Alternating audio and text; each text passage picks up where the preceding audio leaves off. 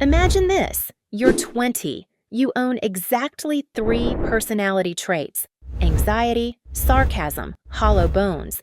And your mom kicks open your door like the headmistress of the Hunger Games. "No child of mine is going to read," she says, deeply rude. And boom, no library school. It's War College now, where the dress code is "Don't Die" and the student handbook is a skull emoji. Our heroine Violet Sorengale, Viola, violent, will workshop it, planned to be a librarian like her dad, currently, inconveniently, dead. Mum is the general/principal of Dragonland. We love a nepotism pipeline, and has decided Violet will be a dragon rider or a fabulous funeral. Those are the options. Pack your courage, your calcium, and your next of kin. Medical memo.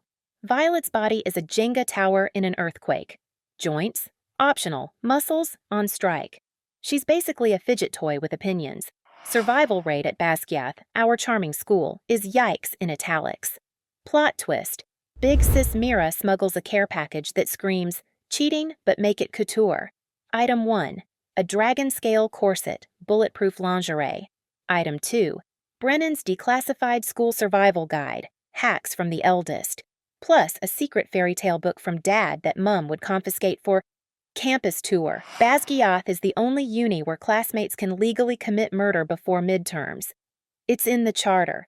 If dragons don't roast you, your roommate named Ella Deathknife might. We'll track this with the murder meter, TM, currently at oh dear. Professors? Drill sergeants with TED mics. Orientation includes balance on a death beam and sign this waiver acknowledging possible flambe. Enter Zayden Riorson, sorry Xanax because he's dangerously habit-forming, and the branded kids. Rebellion went badly. Heads rolled, survivors got stamped like expired coupons, then told, "Ride dragons or die trying." Mum, ever compassionate, assumed attrition would tidy that right up. Anyway, Xanax grew up hot and furious, became elite, and now commands his own squad. Neat. Trials montage. Picture Violet, 5 foot be careful with that breeze, facing obstacle courses designed by someone who lost a bet to gravity. She breaks something every other scene, pops it back in like a Pez dispenser, and carries on because spite is a vitamin. Classmates drop like flies, not the cute kind. Meanwhile, Zayden watches with a face that says, "I'm mad you're alive, but also, keep going." Enemies too interested? The Trope Factory never sleeps. Friends, by which I mean headaches with names. Dane? Dan? Dan? Is a rule book with feelings. His love language is no, as in no. Violet, you can't walk, breathe, or exist unsupervised. Sweet guy, tragic delivery. He wants to wrap her in bubble wrap and store her on a high shelf, which, to be fair, she would probably fall off. Back to survival. Violet studies Brennan's notes like scripture, laces up the bulletproof bodice, and tiptoes through daily homicide like it's PE. Small wins feel massive. Crossing a beam without inventing new bones, dodging a classmate named after a medieval weapon, keeping Dad's book secret from a mother who treats tenderness like contraband. The vibe is final girl in a fantasy slasher, but with better accessories. By week's end, campus agrees Violet should be either dead or dating, and somehow she's doing neither. Zayden's irritated she refuses to perish on schedule. Dane is filing transfer fantasies, and Violet is held together by grit, gaffer tape, and that corset you could park a bus on. The murder meter now reads spicy. Admin calls it rigorous education. We call it Tuesday. That's our foundation. A fragile heroine with a titanium will, a school that replaces lectures with lawsuits, a best friend who mistakes caution for love, and a branded bad boy radiating, "I'm trouble, but useful."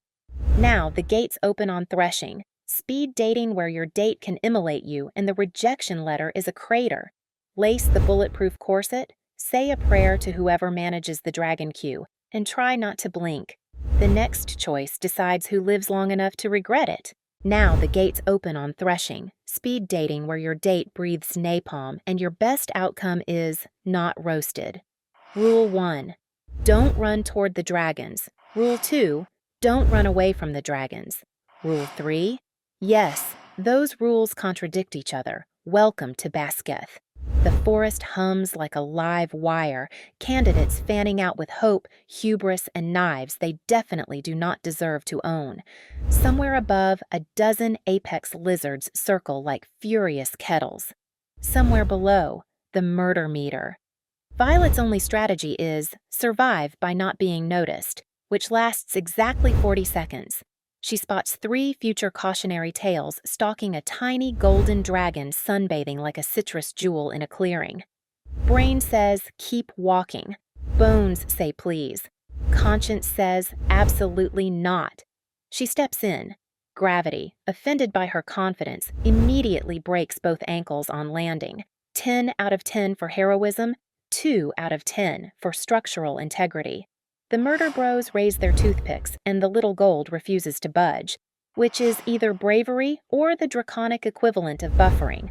Violet plants herself between idiots and icon and does the world's shakiest sword choreography while negotiating with her joints. It's not pretty. It is, however, loud enough to summon a shadow. Enter Tarn, the biggest, blackest, are you sure that's not a storm front? Dragon anyone's ever seen. He drops out of the sky like a punishment, coughs thunder, and the frat boys immediately remember they left the stove on at home. Tarn looks at Violet, looks at the gold, and makes a decision no dragon handbook prepared for. 2 choices, 1 rider. He bonds to Violet. So does the tiny gold. Congratulations, we've invented the dragon polycule.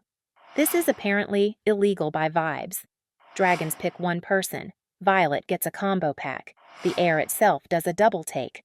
Across the field, every classmate's expression becomes a helpful tutorial on envy, and the murder meter ascends from spicy to call the fire brigade. Administrative nightmare unlocked. The gold has a name, Adarna, and Tarn has a mate. That mate belongs to Xaden, which means the bond math turns messy in record time. Xaden appears out of the trees with that very calm look men get right before they start a war or a skincare routine. So, he says, if you die, I die. Fantastic, romantic, terrifying. Also, there's now a psychic group chat none of them consented to, and Tarn's the moderator. Back on campus, survival becomes a project plan. Xaden slaps a security detail on Violet like she's national infrastructure. He schedules strength training at dawn, signet theory at noon, and please don't get assassinated meetings in between. He does not ask. He assigns. She glares. She shows up. Chemistry, regrettably, has entered the chat. Dane, meanwhile, files a complaint with God. He wants Violet transferred to somewhere soft, like a cloud or a museum gift shop. His protection feels like doubt wearing manners. He means well, he really does, in the way bubble wrap means well while suffocating your parcel. Every "you can't" he delivers lands like a dare. Training montage time. Violet learns to mount without inventing new fractures, to ride without screaming the entire alphabet, and to land without meeting the ground with her face. Tarn is an excellent teacher if you like your feedback delivered as thunder. Adarna is different.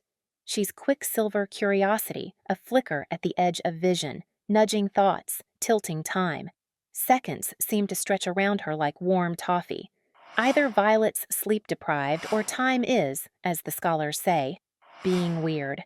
Signets manifest under stress, which Basquiat manufactures in bulk. During a live fire exercise that looks suspiciously like an insurance commercial for death, Violet's panic peaks.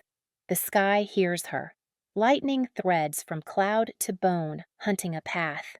For a long, breathless heartbeat, she is a conduit, a cathedral spire. A fuse. Energy pours through her and out again in a crack that rearranges the horizon. When the world snaps back into place, there's a smoking target and a very quiet audience. Afterward, everyone has questions. Violet has more. Why the slow-motion moments around Adarna? Why do some attacks feel like they arrive late to their own party? Tarn pretends not to notice. Dragons are famously bad at customer support. Xaden notices everything and says almost nothing, which is a language of its own. Dane says too much, the language of people who think risk can be papered over. Word travels faster than dragons. Two bonds. Lightning. She shouldn't even be here. The rumor mill spins so hard it becomes weather. Violet keeps her head down, which is tricky when you're also looking up at the sky for incoming murder. She studies Brennan's notes till the ink blurs, straps herself into the corset that may as well have its own postal code, and keeps moving. Of course, security doesn't equal safety. It equals better odds. Someone rearranges her saddle straps. Someone sprinkles oil on a beam. She learns to check everything twice, to trust slowly, to treat kindness like glassware. Useful, beautiful, easy to break. Between drills, there are moments almost tender. Tairn's shadow folding over her like a cloak. Adarna curling on a parapet, blinking the world slower. Zodin correcting her stance with 2 fingers and a look he probably gives to everyone. Shut up, it's... At night, the fortress sleeps like a creature with one eye open.